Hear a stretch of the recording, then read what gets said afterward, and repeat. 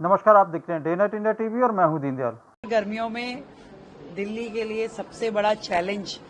जो होता है वो जल का होता है, पानी का होता है।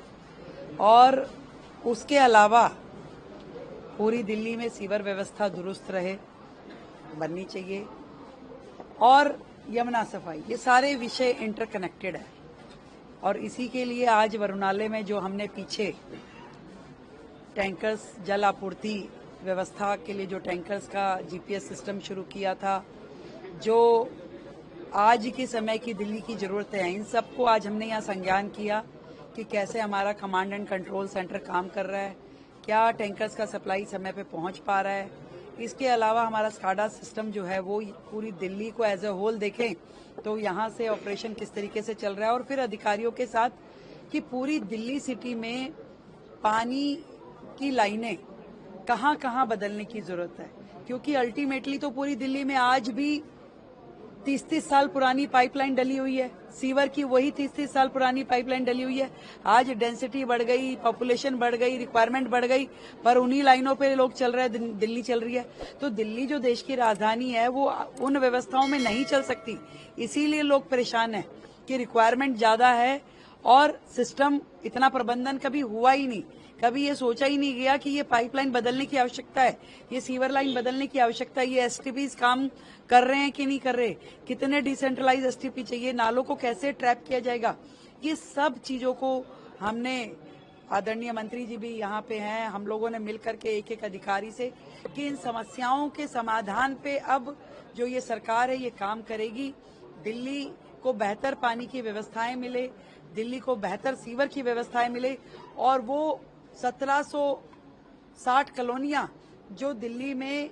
अनऑथराइज कॉलोनियां हैं उनको भी तो सीवर व्यवस्थाएं देनी है, जो कि पिछली सरकारों ने कुछ नहीं किया है। हमारा टारगेट यह है कि फेज वाइज उन सभी कॉलोनीज में हम लोग सीवर की व्यवस्था दें, सभी हाउस होल्ड को उसके साथ में कनेक्ट करें, वहां एसटीपीज लगाएं, ताकि एक फुल फ्लेज व्यवस्था हर झुग्गी बस्ती के लिए, हर अनऑथराइज कॉलोनी के लिए और बाकी पूरी दिल्ली के लिए, जहां पुरानी लाइन है वो नहीं पे तब्दील हो, हर घर को नल के माध्यम से जल मिलने की सारी व्यवस्थाओं को पूरे प्लानिंग करके एक एक योजनाबद्ध तरीके से, चरणबद्ध तरीके से उस काम को किया जाए। और पूरी दिल्ली में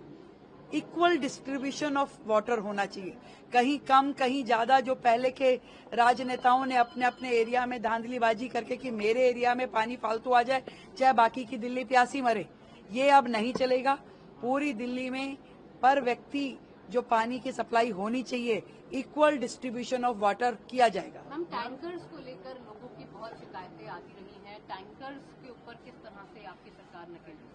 इसी के लिए तो हमने जीपीएस लगा करके जो शेड्यूलिंग टैंकर्स को दी जाती है उसका ऑब्जर्वेशन यहाँ अपने कमांड एंड कंट्रोल सेंटर में शुरू किया। यहाँ पे अच्छा एक सेंटर जिसके माध्यम से लोगों की कंप्लेंट आए और उसको तुरंत प्रभाव में उसको इजीनेस मिले, उसको उसकी रिक्वायरमेंट पूरी की जाए। और जो